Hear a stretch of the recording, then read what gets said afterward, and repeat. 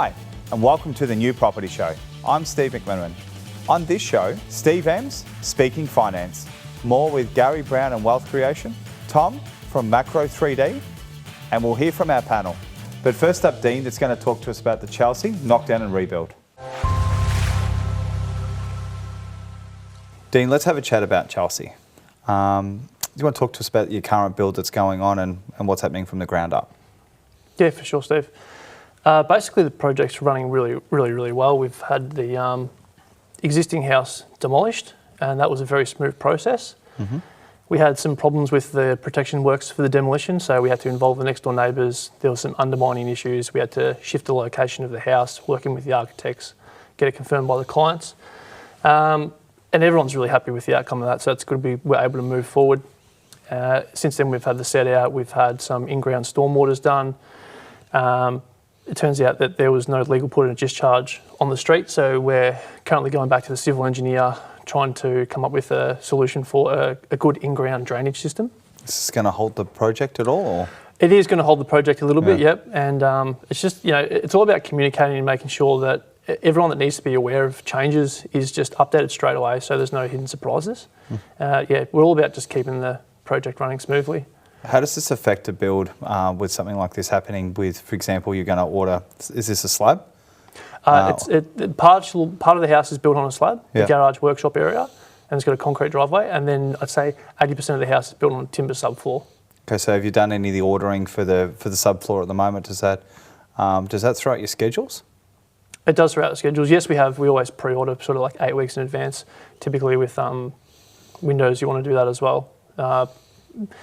Because of the environment of the building industry now, you really do need to be proactive and be pre-ordering your materials as long as you can. So as soon as we sign the contract, we're very proactive. We make the schedule straight away.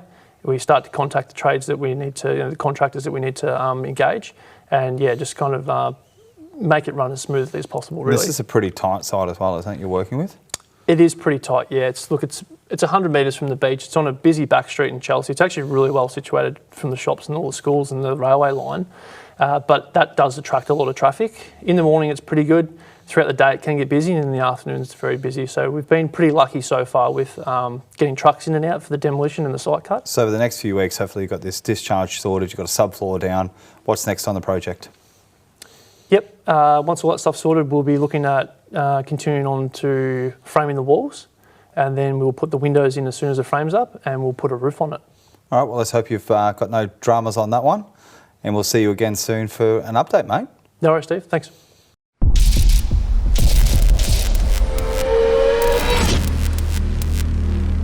Steve, welcome to the New Property Show. Thank you for coming on. Speaking finance.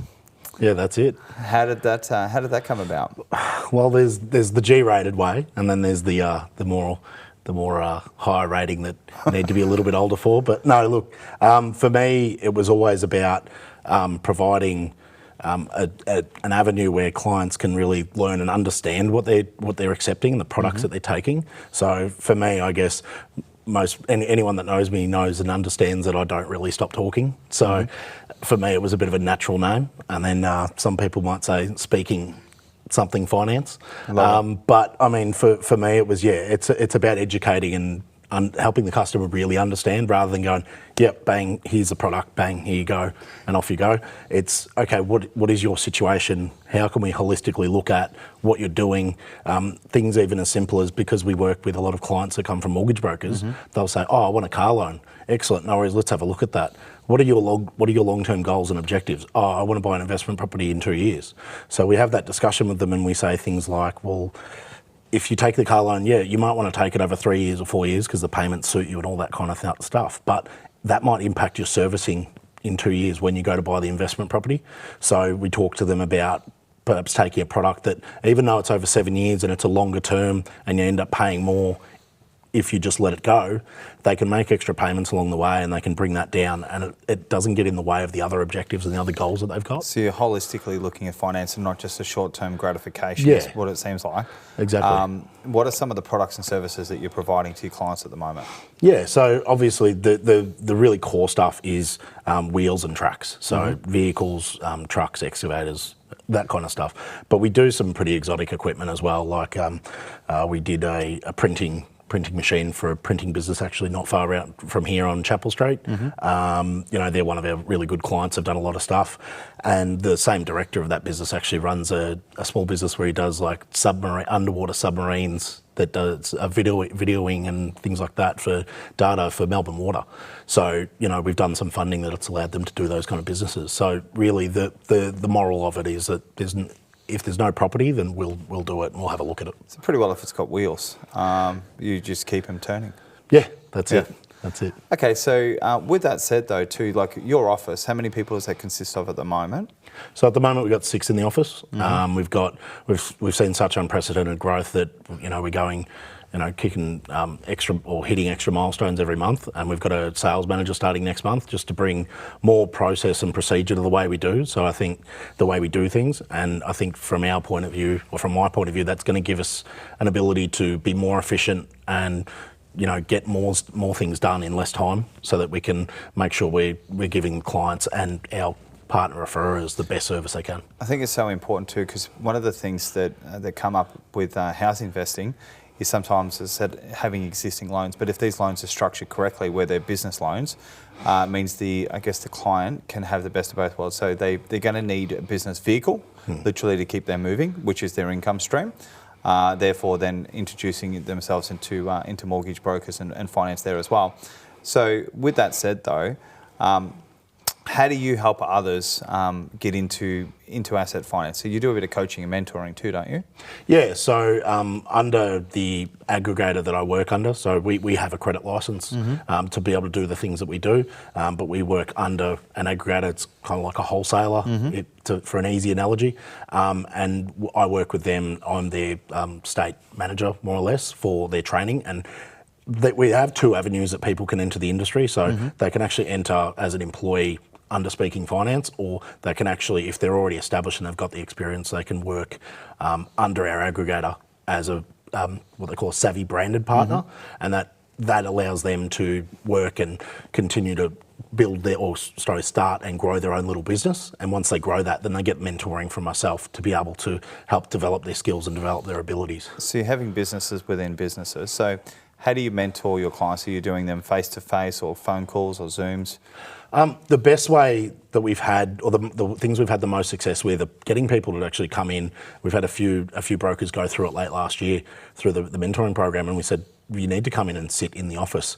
We've got an extra couple of desks and spaces as a place for them to come in, and I feel like it's not a job that you can't, or it's not a job that you can learn from a book, or it's not a job you can learn by going, okay, A, B, C, D. It's about being there present and overhearing and understanding these discussions when they're happening between the staff. Because look, there's a certain reality that while I've been in the industry as long as I have, near on 8 years now, I know a lot of different stuff, and I know where to get a lot of different information, but it's impossible to possibly know everything. And it really is. So 100%. It's important to be able to have that team and have a dialogue, because that's how you're going to solve the most problems. We're also really solving it 600% with 6 staff that you're working with hand in hand. You're actually able to hear conversations that may not come up, and it's really sometimes about what you don't know, and those conversations are coming there. So what are some of the common obstacles that mortgage brokers and asset finance brokers need to overcome? Yeah, so look, one of the major things that can really bring you down is, you say, when you have a serviceability assessment. Now, you've got a pretty simple situation where you've got someone earns $4,000, their rent is $1,000, and their outgoing living expenses are $2,000, so they've got $1,000 left. Now, in theory, that all adds up and that all works, but every lender has their own little perspective on how they look at things. They'll go, well, we saw that you said it's $2,000, but you are a couple with 1 child, so therefore based on our minimum standards, it's now $2,800, and you might have $200 left over, and that's it. So suddenly you're not in the running to be able to get any kind of loan. But then we can look at the situation and go, okay, well, what if we bring the partner's income into there, and then suddenly we've now got $8,000 for the household, and we can look at these kind of structures. And the biggest issues that a lot of people is lender policy is as many as there are lenders. There's many policies as there are, and they all do things just that little bit different, and it can be very difficult. And one of the things I talk about, whether you're a consumer on the market trying to get a loan, whether you decide to go through CBA, or whoever your bank might be. So if you bank with CBA, you go, well, I'll go there and get a car loan. You don't understand, a lot of the time they will decline, and they're very, very limited or scant on the detail as to why you were declined. They almost will never tell you. And to ask more questions, they just won't tell you. Well, the ability that we have as a broker is we have to have our heads or our minds across so many different lenders. Like I said, we don't know every single individual thing, but we know them well enough that we know, okay, based on this scenario and this client, we can take them here and get this outcome. And if we get them, we give them that more chance. So when they talk to us, they're not talking to CBA, they're talking to, I actually went through and checked the other day. I've been telling people for years that I've got 40 different lenders, and I checked the other day, I've got 65. Wow. I didn't even realise how many more I've managed to pick up over the journey. But as we get all these extra lenders, we still have to understand and know the basics. And when a client is talking to us, they're talking to 65 lenders. I think it saves them a lot of trouble. One of the benefits there too is obviously credit scoring. So you're not putting inquiries onto them.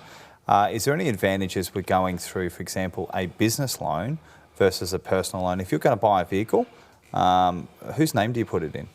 Oh, look, a lot of that's going to come down to what your accountant says, right? So a lot of accountants are probably mostly going to ask you to put it in your personal name, because that's their kind of default, because that avoids FBT and things like that. But if you put it in the business, it limits the amount of impact it's going to have on your personal servicing when you go to buy a house.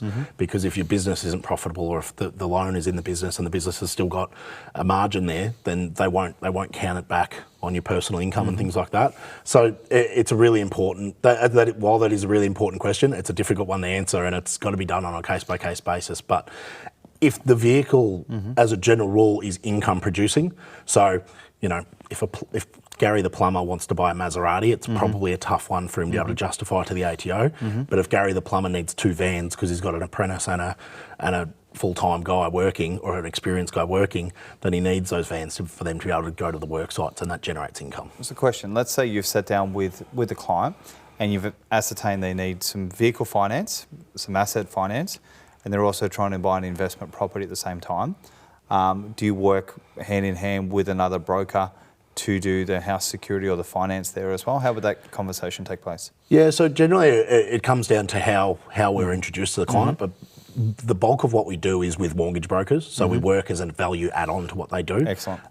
Because it's really important. And again, I go back to that talking about 65 lenders. If I was doing mortgages as well, I would have double that number, and I couldn't possibly keep my eye across what's going on. So I talk to mortgage brokers and I say, well, as a mortgage broker, can you do a car loan? Yeah, you probably could, but your first couple, you're going to fumble your way through it. And if it's 3 months before you do the next one, then it's almost like you're relearning all the time over and over.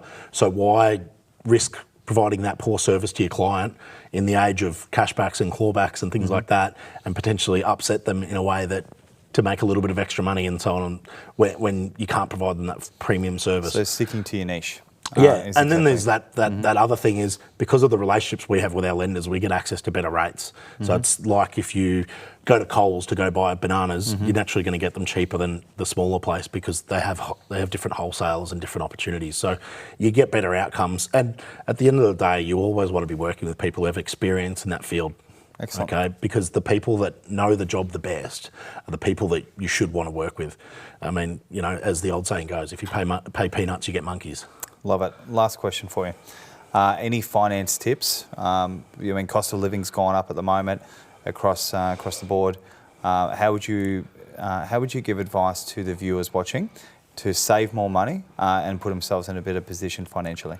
So one of the number one things that we're seeing a lot of, and probably people are maybe going quickly to all the other things like cutting down, and while they're all really good tips and wherever you can, but the reality is most of us don't want to make major changes, adjustments to our lifestyle.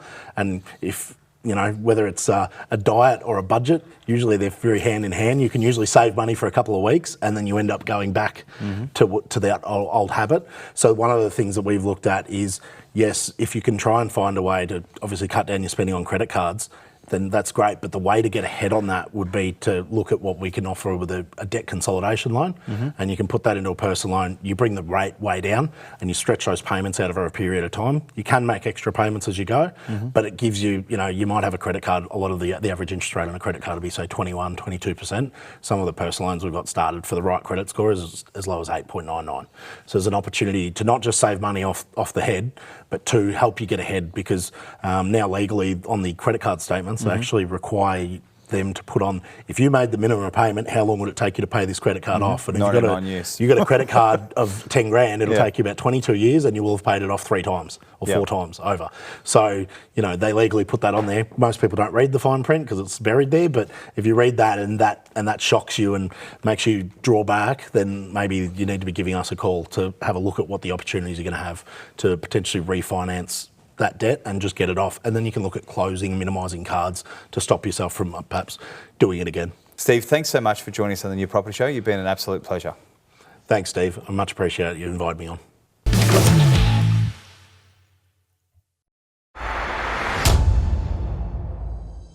In today's segment, we're going to talk about leveraging and building a property portfolio. And how do we actually do this? So, many of you may have heard how people go from 0 properties to 10 in 3 or 5 years. Wonder to yourself, how is it actually possible? Good news is I'm going to explain some tips and tricks on how you can do this, so stay tuned. What are some truths around leverage, which means bank finance, and building a property portfolio? One of the main things to remember is building a property portfolio requires you to have passive income and other business or wage income. The banks love you to have income. So if you have no income, they're not going to lend you money. And likewise, when you're buying properties, you've got to buy properties that are cash flow positive so they continue to give you money, or otherwise you're not going to be able to get the lending. So is the average Australian going to be able to buy 10 properties in the next 3 or 5 years? Yes, if you buy the right types of property. And no, if you don't buy the right types. So it depends on your strategy, it depends on what you're after. So I looked up the cheapest property I could find in Victoria with suburbs that I knew. So I picked Coleraine in Victoria. The average house price is $277,000 and the cheapest house I could find there was $156,000. And I thought to myself, could I buy 10 of those properties in the next 5 years if I'm an average Australian person? And the answer is probably yes. The next question to ask yourself is, would you want to own those types of property? And maybe that would not be the best strategy for you, or maybe it would be.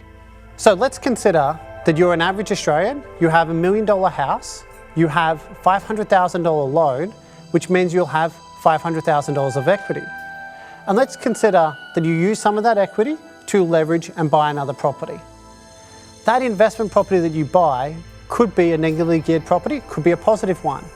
Remember, the Hatchaway property is going to be cash flow positive after paying its loan repayments. And because you'll be 100% geared on this investment property, it'd be smart to look at a cash flow positive property. That will reduce your chances and risk of something unexpected happening. If we did that and we purchased another $1 million property, we would have $2 million worth of property. And now that $2 million worth of property is going to increase by capital gains each year by the percentage for those suburbs, which means you're going to be far better off than having one property increasing by that same percentage. When it comes to the debt side of things, we're going to be pushing both properties together and having the debt combined in separate loans, but could be cross-collateralized or could be 2, 3 separate loans. From a wealth creation perspective, it doesn't matter how you structure the loans as long as you're able to buy the properties.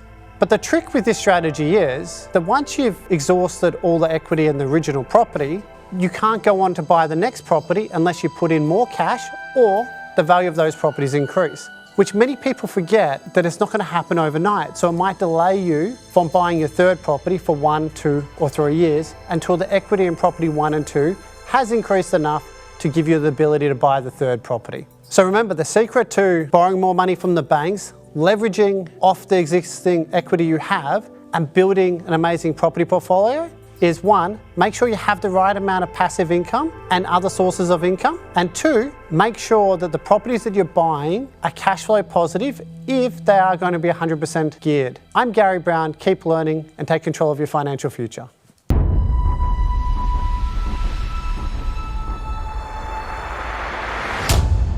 All right, Tom, thank you for joining us on the New Property Show today. You're with Macro3D, is that correct? It is. Thanks for having me. And quite young to be owning your own company. How old are you now? I'm 24. Okay, so for the viewers that are watching us today, what is Macro3D? Macro3D is a concrete 3D printing company providing the service of concrete 3D printing, but we also went down the route of actually building our own technology. So it was a much more efficient way for us to get started in the industry. Okay, so in terms of the design, you've actually implemented the software and physically built a machine as well recently, is that right? Yeah, so built the machine from scratch, more or less, and designed the electronics, the software, and worked with a number of people to develop the material side of things as well. Okay, and how's this going to help housing in the future? One of the key things we've identified is the current housing crisis actually stems from a lack of stock. And a lack of stock not only in the mainstream market but actually in the social housing market. So we believe we have a solution to the social housing problem, and from there we can implement that into. So that's not really just going to necessarily just be in terms of lack of stock. It's not just going to be supply and demand, it's also going to be affect pricing. Correct. And efficiency as well. So talk to us about how the pricing you think will be better than a traditional build, and then second to that, how you think it's going to be quicker. Sure, so using the robotics, we obviously have a lot of efficiencies that we pick up. So not only do we remove the amount of raw material required on site, which obviously brings the cost down, we also have the ability to reduce the amount of people on site, and that's not necessarily taking away jobs, it's just changing what those jobs are, because there's then more work actually done off-site than on-site. So it's just a different way of moving the labour around. But the cost for the overall build is reduced by about 50%. It's incredible. So for example, a house that might normally be $400,000 for a fit out, you're able to pretty well aiming to get it really half that price at $200,000 to $220,000. And of course the economics of, or the metrics of that is going to get better as you increase and get more of these 3D printers on the ground, is that right? That is correct. Yeah. And I just want to preface that the walls are being reduced by 50%. The actual overall build is reduced by 20%. Okay. And how many of these 3D printers do you see being out in the next, let's say by 2030? How many would you see actually on site? So our current demand Australia-wide is about 1 million social homes. So to complete or to get up to that sort of level, we need to obviously ramp up the number of robots that we produce. At the moment, we estimate that one robot will be able to produce about 50 homes a year. So we imagine by 2030, we could have a couple hundred, but we never really know where that ends up. Where will those robots be made? Are they going to be manufactured in Australia? Are you going to outsource some of that? Yeah, absolutely. Made in Australia. Do you think that you'll have those set up in Melbourne, Sydney, South Australia as in terms of production plants, or will you have one main headquarters that will produce the robots?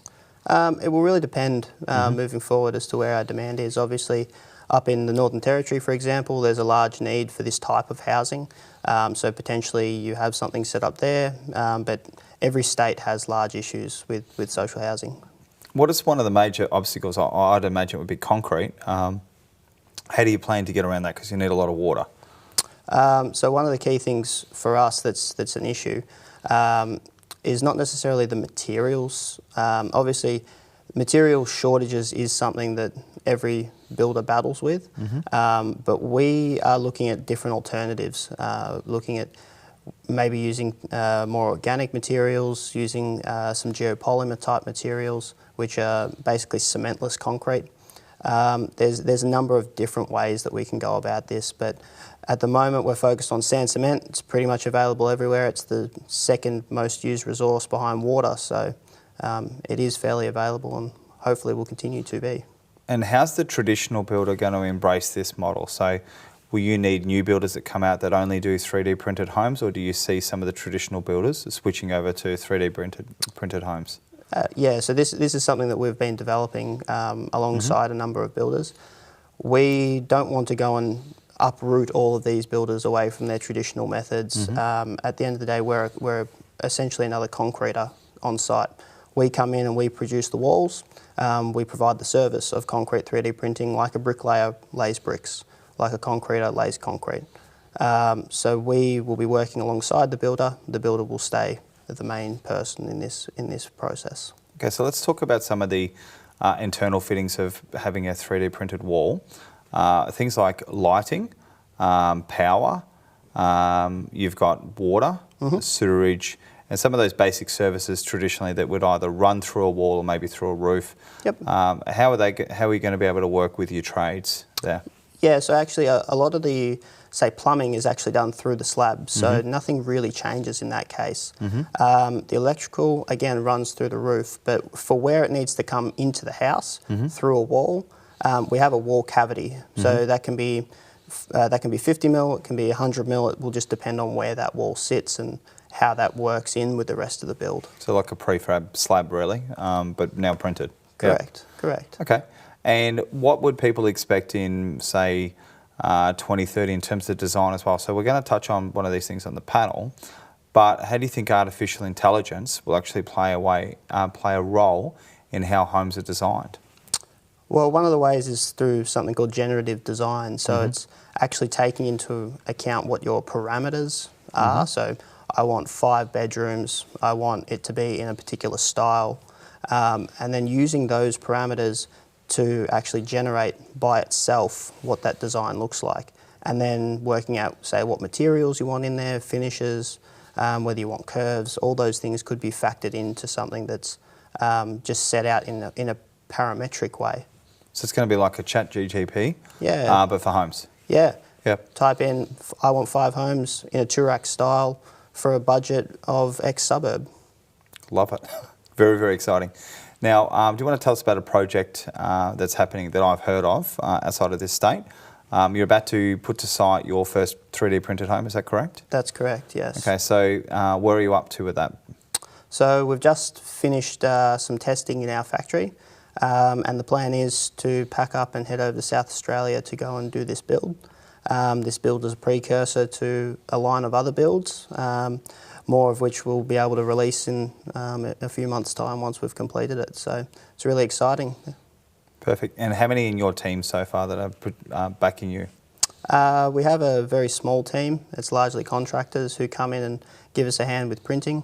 And at this stage, we are hiring, so we're looking for people. So if anyone out there is looking for a job, we're very much open to resumes. Perfect. I like that idea about you. I'd like to maybe share for the youth that are watching that are also working on some concepts at home. What should you say to the youth, for people your age that are at the moment, they're trying to take a career, but they're also looking at innovative products? What advice would you have for somebody else that's quite young? Just not to be frightened of the new technology and not to be frightened of the older people in the room. One of the key things for me has been to back myself and find the answers. So if I can go and find the answer myself and then be able to relay that, that actually holds fast. So you don't want to reinvent the wheel, but you do Correct. want to reinvent homes. Correct. Correct. Love it. Tom, I want to thank you for being on the New Property Show today, and it's been a pleasure to have you. Thanks, Steve. Appreciate it.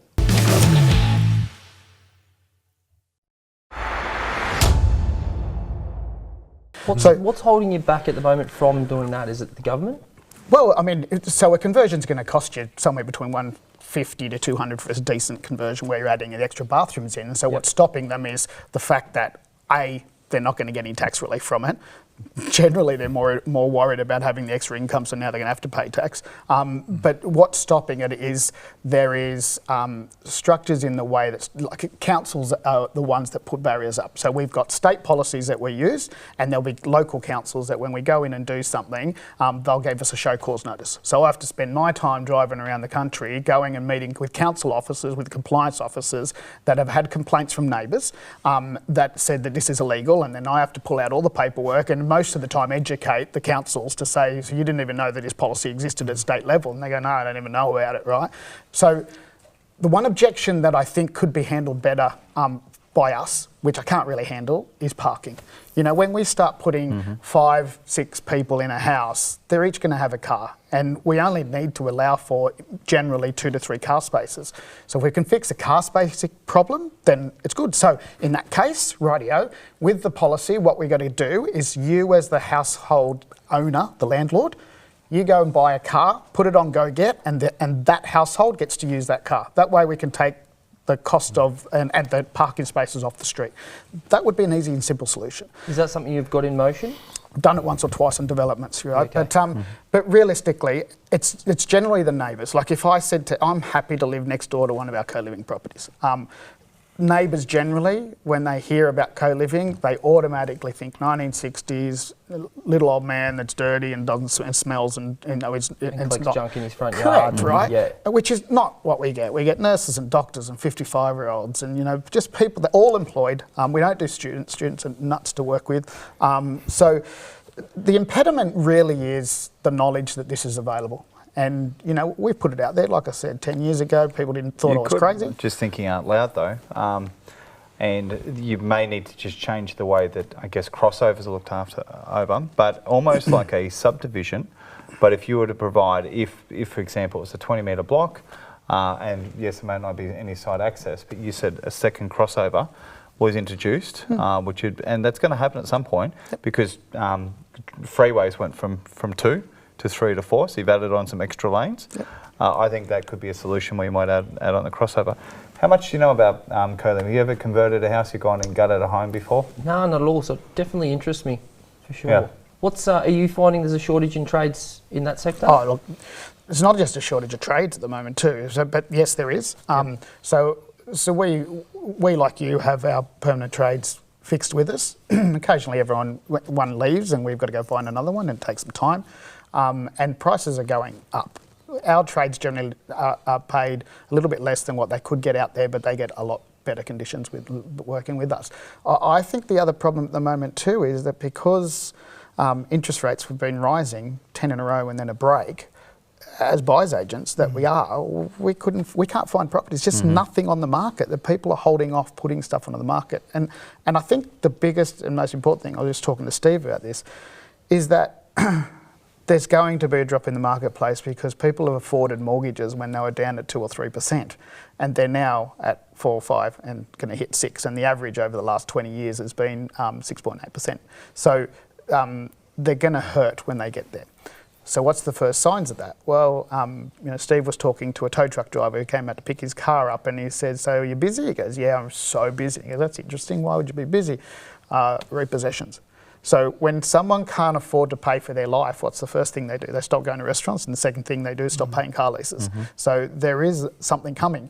When they stop paying for their home, that roll-on effect doesn't happen immediately. They stop paying for their mortgage, then there's the notice and another notice and notice, and 18 months to 2 years down the track is when they finally foreclose. So that's why 2026 is going to be a year of hell break loose. So, we're cashing up at the moment, waiting for that time, not because we're trying to, jump on the people that have had a really bad time, but that's the time in property. I think it's important right now to, on another topic, is where we actually get around and support people. And I think this conversation is important in terms of educating people, because this is where I think developers, landlords and investors should actually be given some reprieve, because they're the people that could come along and maybe coexist or even co-sign on a loan. There is some new initiatives, and I think one of the things we touched on earlier was this might have been with our 55-year-old chat, but sometimes what's happening in today's is the traditional way of building is out the window. So mums and dads used to be together a lot longer. We're into seconds and third marriages nowadays and de factos and split ups. But what happens to the person that's utilised the first home buyer's grant? They've moved into a property, they've been with their partner for a number of years. There's almost an underline of homelessness that can be created when somebody's given a settlement and they're forced to move out or settle on a property that they can't actually maintain. I think there's another underlying crisis that's happening at the moment, and that's stability. I think that's obviously another topic for our panel. But I'll probably just go just around the room just quickly and just say, what would be the first thing that you would change if you were in the government or you're in housing? What do you think the fix is? Do you think it's focusing on interest rates? Do you think it's focusing on getting more trade education? And in your case, it's more like getting people educated. And yours is really just talking to the landlords. So I think collectively you've got to work together. But I'll start with you, Martin. What do you think is the biggest change that needs to happen? Unfortunately, we can't change interest rates. They're driven by world economic factors. However, I think, particularly with what Ian's had to say about the co-living situation, and we all realise there's a great deal of mortgage stress out there, many of those houses, which have been 3 to 4 bedrooms, could be converted into co-living. But the problem I see from an economic point of view is they're behind on their mortgage. They're not going to be able to borrow the money to do that. So perhaps there needs to be some way that you can share that responsibility. In other words, an investor come in. An investor come in. Yep. I'll take over half your house. We're going to double its capacity, 4 times its capacity. You're going to get some of that, and I'll have the other part. So maybe we need some way, and perhaps for the banks to have an interest and understanding about leveraging those sort of positions. Like a hybrid scheme that comes in. Yeah, like exactly, a second mortgage. Because we know that mortgage stress problem's there, and Ian has a solution to it. And that solution also gives us increased number of dwellings, which is the other problem that we're talking about here. Yep. So to me, that's a nice mix to see if we could do something in that area. You've already got the existing land, you've already got the property there ready to go. Value adding. Mark, what do you think? I think there's a lot of policies that need to come in place. You know, they talk about building 1 million affordable homes. Well, the first thing, where they're going to put these affordable homes, who's going to build it for an affordable price. So there's a lot of questions around that, but there doesn't seem to be any supporting policies in place to do it. What do your investors do now, if they're in stress already? Not that it's a consolation, but there's no tax on debt. So if you are negatively geared, it'll be offset against your your salary or whatever your income is. So you are going to be paying less income tax, or you are going to have to foot the bill on extra mortgage repayments. And you've just got to be more creative around the co-living arrangements, whether it's Airbnb, renting another room. It's going to be a tough few years. I think if you get through these next few years, there's going to be a lot of opportunities for investors. You might not be able to afford the Sydney CBD or St Kilda, but you've got to look further afield. When I first bought my property, I was living in Canary Wharf in a rented unit, but I couldn't afford a unit in Canary Wharf. I bought a £30,000 house in Manchester. And built up my portfolio that way. So you've got to be realistic, and I think sometimes with the Gen Y at the moment, they want everything now, and they've got time to build it up. So there's always hope. Definitely, yeah. I don't see why it's not government incentivised. Like if the government puts in X amount to get a property to turn into a multi-dwelling, surely that should be like another first homeowners grant. It's almost like the builders like grant scheme, but it was probably not explained to at that point in time because we're going through a crisis. Yeah. But you were actually entitled, I think it was about $150,000 for renovations. If instead of us spending it on the backyard or the outdoor kitchen, sorry to our other viewers that are going to come on and watch the kitchen version, but if they'd actually developed the property, and that was through education, would actually be it. So, Robby, just want to quickly get your point of view there. What do you think needs to happen to incentivise more trades to come back to work to build these houses quicker?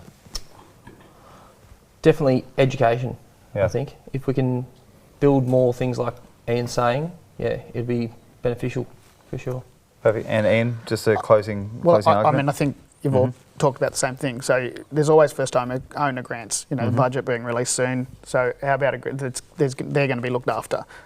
If you talk about a hybrid model where the owner who can't afford has some money given by government, then that's going to save them.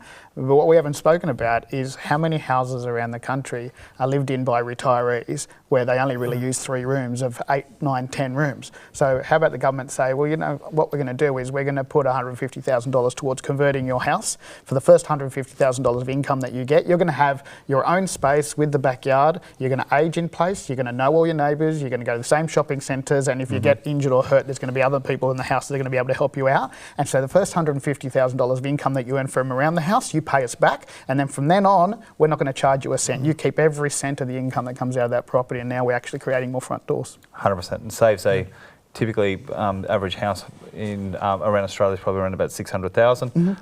You've really saved $450,000 just in that argument, and also secured the land for other projects as well. Correct. Guys, really great topic today. Really enjoyed this one, and look forward to seeing you guys again on the panel.